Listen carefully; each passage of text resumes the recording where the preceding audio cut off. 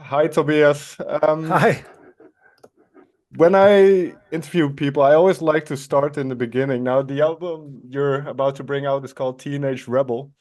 What kind of teenager were you? I think we were quite nice teenagers, even though we were in that sense that we didn't break the law or anything, but we were all into, music and hard rock and that kind of thing instead of being into school. Yeah, so sure. so good in the sense of not, you know, breaking the law, but bad in that sense that we didn't put too much effort into school. We were like spending a lot of times in our rehearsal space, Mm. dreaming of become rock stars. So I guess that's who we were. Sorry. If you think about that dream to be a rock star at that time, what was that? What was the dream? Well, that dream back in those days, I think it was, you know, to be recognized and to be able to tour the world and play like, big shows and being on MTV. That was like Mm. back in the day, MTV was the shit. So I guess that was the rock star dream back then, I guess. Yeah, and I hear a lot of for a lot of people around that time, it was bands like Kiss, and then that got them attracted to that kind of spotlight. What was it for Yeah. you? Was there Yeah. something specific?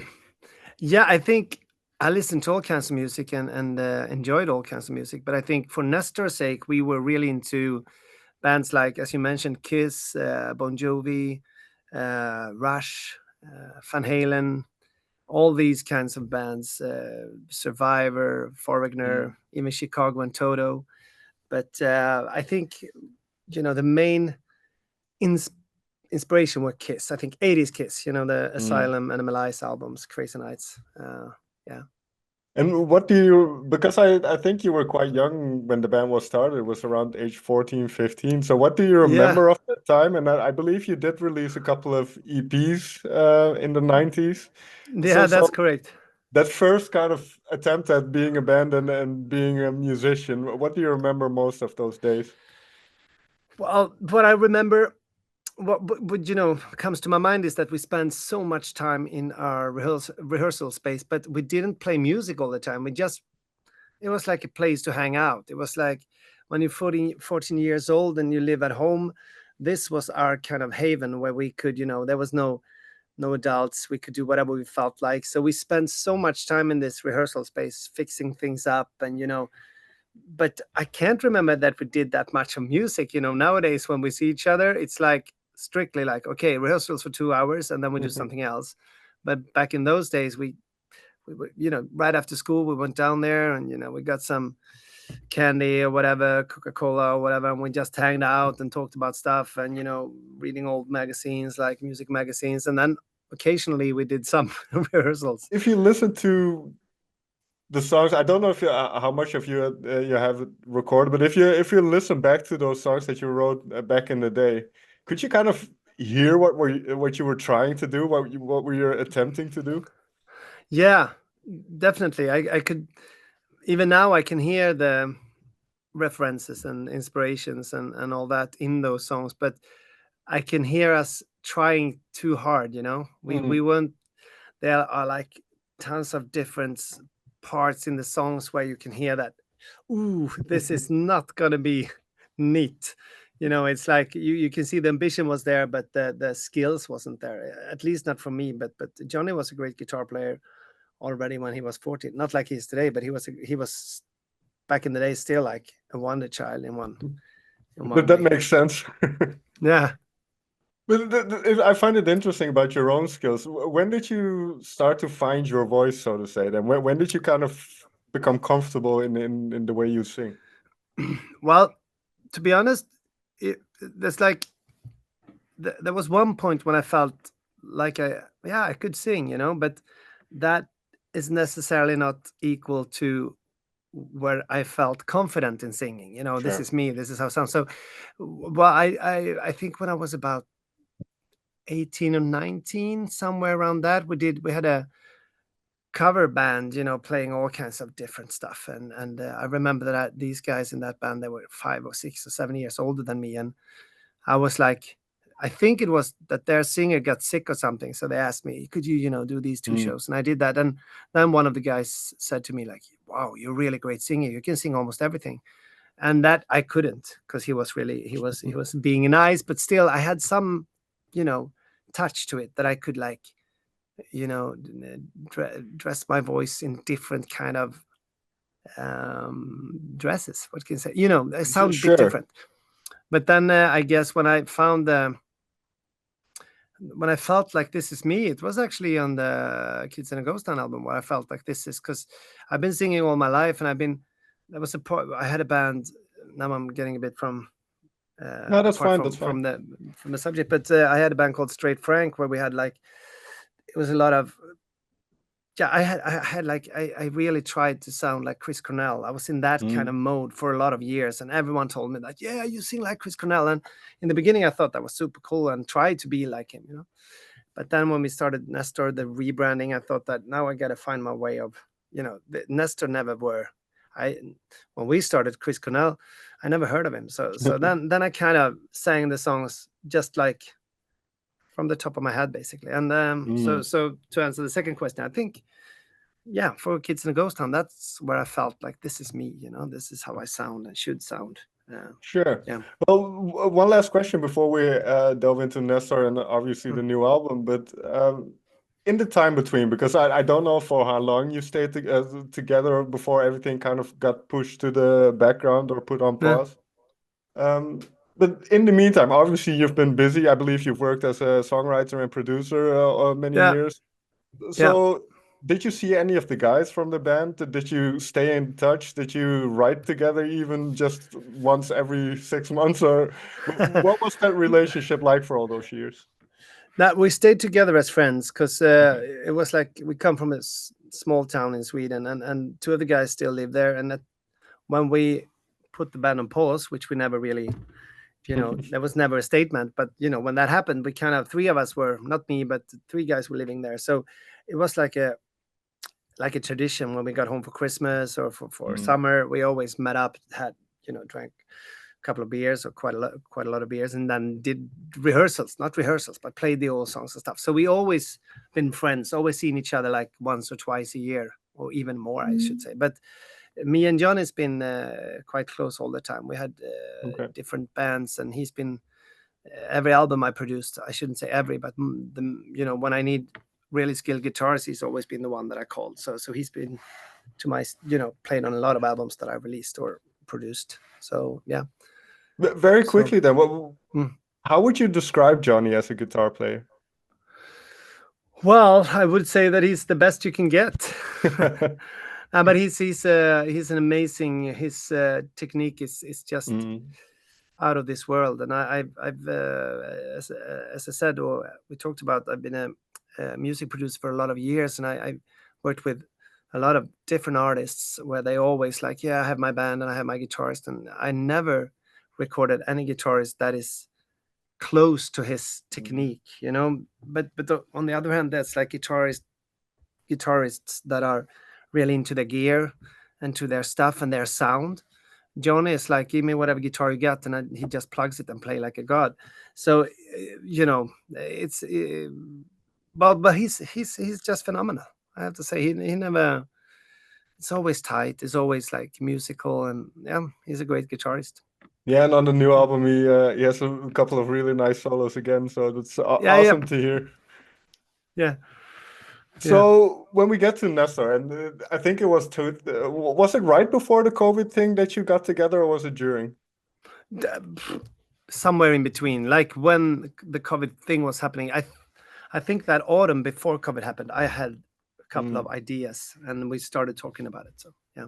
Because I read somewhere that it kind of started when you began singing and playing more 80s inspired songs back home. Yeah. This need for, or need is not maybe the right word, but this yearning for a different time. I think a lot of us people had that in the last couple of years, kind of going back to our childhoods and then remembering when life was simple. Yeah.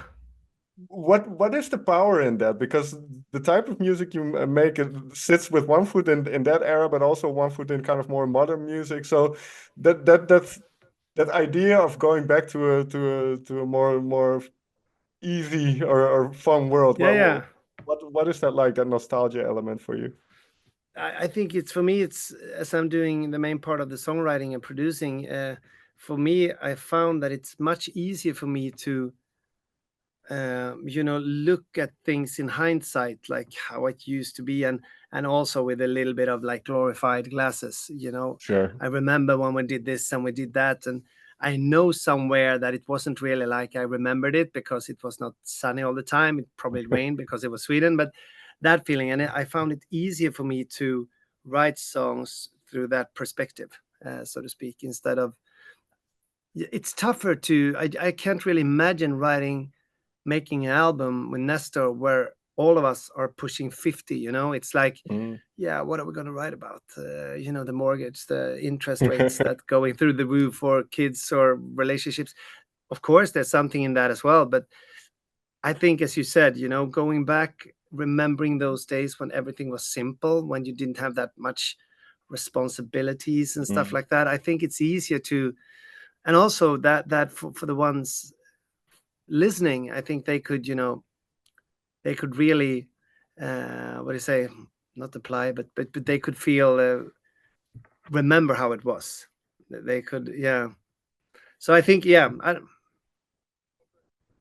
no, I don't know if I answered your question, but I think that is, for me, it's easier to look at things from a side, so to speak. It's then it's like, and NESTOR is all about 80s references, and the some stuff is really like in the details. But if you know your 80s or know what we're talking about, it could be movies, could be music, Right. and I think you kind of, I love that. I can relate to that. That was what I was going to say. Relate to kind of how it used to be, or the idea of how it used to be. Sure. And I like that you mentioned movies, because for me, the introduction, because I was born in 86, so I missed a lot of that kind of at the time. Yeah. But how I kind of got in touch with it was through movies, through kind of these movies like Rocky, these movies like what was it called again? No Retreat, No Surrender, these kind of martial arts type of movies and stuff. And they always had these very optimistic kind of anthemic, Soundtracks, powerful, yeah. exactly. And so this is nice to bridge maybe to Victorious, this kind of anthemic idea of victory and then kind of battling the odds. How did that idea pop into your mind? No, but it was a bit like that. For that specific song, I really wanted to write a song, or we wanted to write a song. I remember because Jonny had the riff, and when we were sitting here in studio, he played me like, "What do you think about this?" And I was like, "Wow!" I immediately thought about what you said, like Rocky, beating the odds, kind of a, the whole thing about, if I feel victorious, if I feel successful, it shouldn't be up to anyone else to tell me. If I feel great, I should be able to feel great, basically. So that is really a song like that. It could be somewhere in the Rocky or No Retreat, No Surrender, or Iron Eagle, or whatever. Sure. Soundtrack. Yeah I wrote down, it's up to you to make your dreams come true, which is very true. I think it's very, and then all those songs were very inspiring and kind of life affirming, which I like about that era of music as well.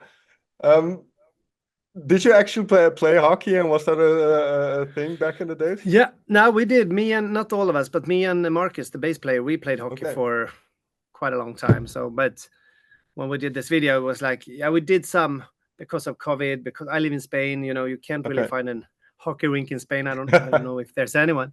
So I have, so it was a little bit like, it's hard to get back to it, but but we played hockey, both of us. Okay, cool. And another feature, I think, from that era of music, as I mentioned the word, it's very anthemic, it's very catchy, and it has these catchy choruses. You mentioned in the beginning you also have influences outside of this type of music. What do you attribute kind of that pop sensibility to, or that melodic sensibility to? Where do you think that comes from? Well, first of all, I think like the big perspective is always like, you Swedes, you're so good at writing hit songs, kind of a thing. And the answer to that one, there's like, we have like this public music school that everyone, when I grew up, and if you were born in the 80s, 90s as well, you're entitled to be able to attend music school without any cost. It's paid by the state, by the government. So a lot of people in Sweden could actually play at least one instrument, you know, Sure. not like Jonny plays the guitar, but still play it a little bit like. So that might be, and also, you know, it's a dark country, you know, it's a lot of winter. You get a lot of time to sit indoors and practice and that. But then when it comes to Nestor and the songwriting we do, or I do, is that I've always been a super fan of melodies and songs and harmonics. And the 80s is great in that sense. If you take a look at a band called, let's say, like Bon Jovi or Kiss or whatever, Sure. you know, and then you compare it to Alphaville or to Laura Branigan or the Sandra or whatever, you know, the songs are not that different. It's just how you dress them up, you know. In if you like, I'll never be Maria Magdalena, I'll never turn, you know, it could be as well as, you know, whatever song with Kiss, I don't know, thrills in the night, far from the light. It would be easy to make that a synth pop song. So I think Sure. the 80s, especially in that sense, that the songs were always in focus. And I don't know if I saw this list where they asked you about kind of 10 favorite albums or something like that. And one of the albums you mentioned, which was kind of a surprise, was Waking Up the Neighbors by Bryan Adams. Is this correct? Album. Because I used to listen to that album. My aunt made me a cassette with all the songs on it. When we went on holiday, I would listen to it all the time. And just to get back to those kind of pop sensibilities, there are so many catchy kind of choruses or vocal melodies in his music. Can you talk a little bit about that kind of impact? Or no, but it's Bryan Adams has always been. I loved him from the start, but then I guess, you know, it's the same producer, Robert Mutt-Long, who produced like Waking Up the Neighbors as Hysteria. Those albums sounds almost the same. Right. The difference is that Bryan Adams is a great singer. Joe Elliott is not. And I believe, and he has better songs. So for me, it was like even though I loved his first albums as well, you know, Reckless and all that, but Waking Up the Neighbors, I totally loved that album. And also, you know, I listened to one song the other day and I thought that, is it called, the verse is, love is forever as we lie awake beside me. I was wrong, crazy, gotta be strong. All I want to. Is it? Do I have to say the words? Do I have to say the words? Da da da da da da. That beautiful could have been song. A fantastic song. It could have been Michael Bolton. It could have been Kiss. It could have been Bon Jovi. It could have been whatever. Great song. No, but that makes sense the way you talk about it, because depending on kind of the instrumentation or the jacket you put on it, you can make any song out of something like that. That is a great album. There's tons of put on your best dress, darling. Can't you see the time is right? Like an AC/DC vibe to it, you know. It's a certain energy that they had on those albums. There's also mention of a lot of kind of youthful energy, youthful exuberance, young love when you first fall in love, when your heart gets broken for the first time. This is also a part of kind of your teenage years. So when you write these type of songs, do you look at your own life and experience? Do you look at kind of people around you, family maybe? I think you have a daughter, if I'm not mistaken. Yeah, correct.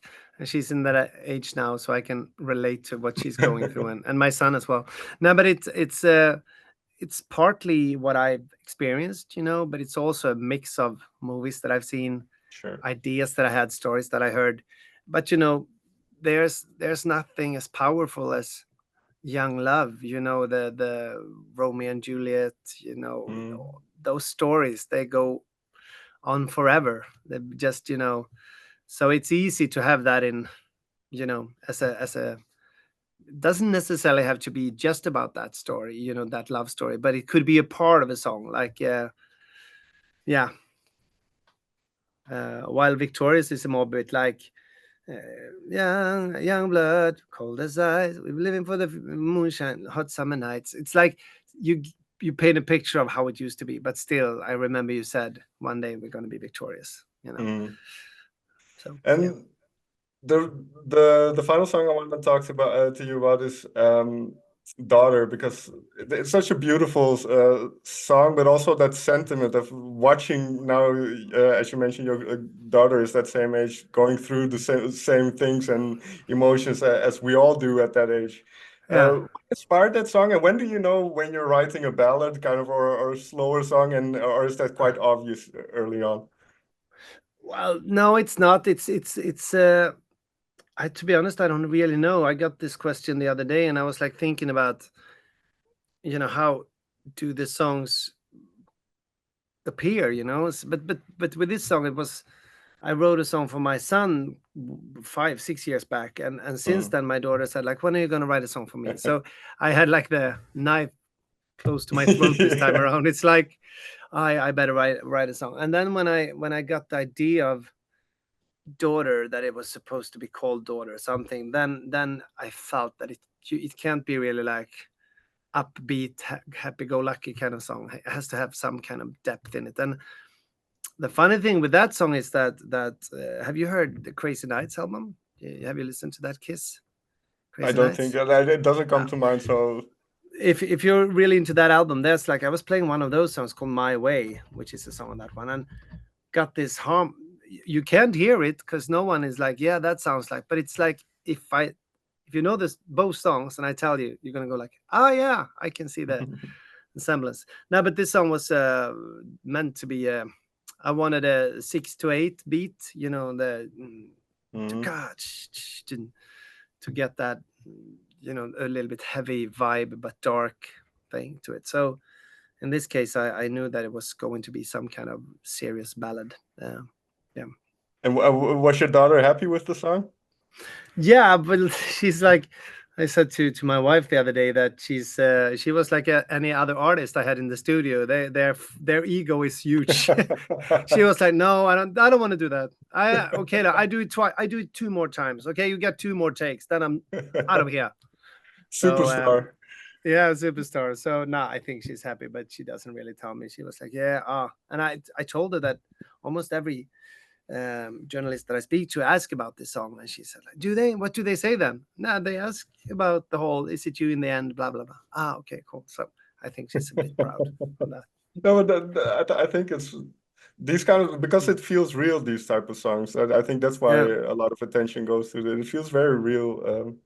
Mm. I'm not a father, but I can imagine a lot of, as you mentioned, can relate to a song like that one. The law of I kind of knew about the law of Jante. I didn't know it well, but I know there was something like that, those social norms or Yeah. rules in a way. Um, how much of that was there when you were younger and kind of trying to get into music and stuff? Lots. Okay. It was like we almost every day growing up in a small town in Sweden or Denmark or Norway. This is like a Scandinavian kind of phenomenon. Mm, You always Everyone has heard at some point, like, you should not believe that you're something special, cut your hair and get a job, don't believe that you could become a rock star. Yeah, but it's, look at this is great, yeah, yeah, yeah, yeah, but don't mm. think, yeah, that so we kind of grew up with that, and we all hated it, and we just promised each other now that we won't bring that to the next generation. This Law of Okay. Jante will die with us, is the plan, at least. So No, because that's the line right at the end of the of those rules. Freya says, "Well, fuck that. We're not yeah. doing that." So where you are now, and I asked you about what the dream was when you were 14, 15. Where Yeah. you are now, what is the dream for Nestor now? Oh, a tricky one. I first of all, I hope that we could stay. We're struggling a little bit financially. We have a little bit of a crew now, and I hope that we could get to that point where we actually could be even more exclusive, in that sense that we don't have to do certain gigs, Sure. and that we could bring. I shouldn't say all these people, but we have quite a lot of people working with us doing different stuff that we could actually pay them a good amount of money when they actually work for Right. us. Nowadays, it's a bit like, hey, please, can you do that? I can help you with this and that. And that would be great. And of course, it would be nice to be able to do our own, world tour. Of course, that would Sure. be great. But yeah, but But yeah. yeah, last question then, because well, the album will come out, you will play the songs live again and everything. Why do you think I mean, we covered a lot of this, but kind of as a closing Yeah. statement or something. Why do you think people enjoy bands like yours so much? Because there you mentioned the Scandinavian scene a little bit, that there are similar bands who make this kind of music. Why do you think that that type of music is kind of universally loved? It almost seems. Ah, I Maybe that's wish. too strong of a statement, but Nah, I wish that I could. This is the reason, but I guess maybe that at least in our music that there is a bit of a self distance in it. You're not, even though we write about serious stuff as well. But still we have that tongue in cheek. That little blink in your eye saying like, Mm, we know and that it might not have been like this as we're but together we will remember it like it was like this. And that gives, maybe that is one of the things that people go like, yeah, this world where we're at the moment, which is like wars all over, and people are behaving like it's a fucked up world. sure, I think sure. it's even better for to have something like we don't we just talk about having a good time, and it's entertainment, and there's nothing more than that, even though of course we're serious, but still maybe that is one of the reasons why people go like, I could need that right now. Mm, It's great to go into this, as you said, remembering the simple life, how it used to yeah, be. yeah, definitely. Tobias, may I thank you so much for taking the time to talk with me. Thank you. It's been great. It's been Yeah, great, it's been a Robin. And pleasure. Thank you so yeah, much.